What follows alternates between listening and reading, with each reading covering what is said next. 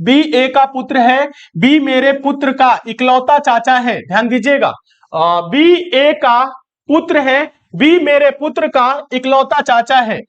फिर निम्नलिखित विकल्पों में से ए का मेरे साथ क्या संबंध है? प्रश्न गलत नहीं है, एक बार अगर आप इसे ध्यान से देखें तो आंसर दे सकते हैं। इस क्वेश्चन को देखिए और आंसर, कुछ करने की जरूरत नहीं है। इस प्रश्न में देखिएगा, प्रश्न को अच्छे से एक बार देखिए, थोड़ा सा इसको देखिएगा। बोल रहा है बी ए का पुत्र है, बी कौन है? ए का पुत्र है। कौन? बी। आगे कह रहे हैं बी मेरे पुत्र का इकलौता चाचा है। बी कौन है? मेरे पुत्र का, ध्यान दीजिएगा यहां पे देखिएगा, बी कौन है? मेरे पुत्र का इकलौता चाचा है। यानी कि मैं यहां पे हो गया, मेरा लिख लीजिए या मैं, मेरे पुत्र का, मेरे पुत्र का, ध्यान दीजिएगा, मेरे पुत्र का इकलौता चाचा है। ये कौन है? यानी कि मैं हो गया और यहाँ पे मेरा पुत्र हो गया। थोड़ा सा समझना है, रेलवे एग्जाम में प्रश्न कई बार रिपीट किया है, तो एक बार देखिए।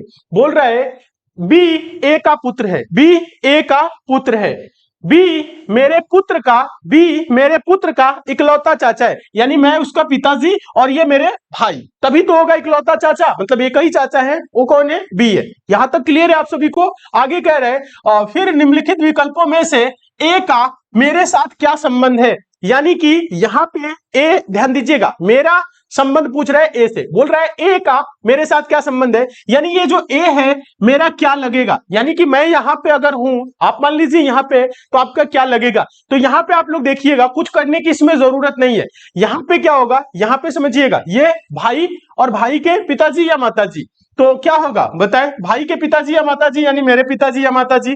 तो इसमें क्या दिया हुआ है? पिता दिया हुआ है। आंसर हो जाएगा ऑप्शन नंबर ए, आंसर हो जाएगा ऑप्शन नंबर ए।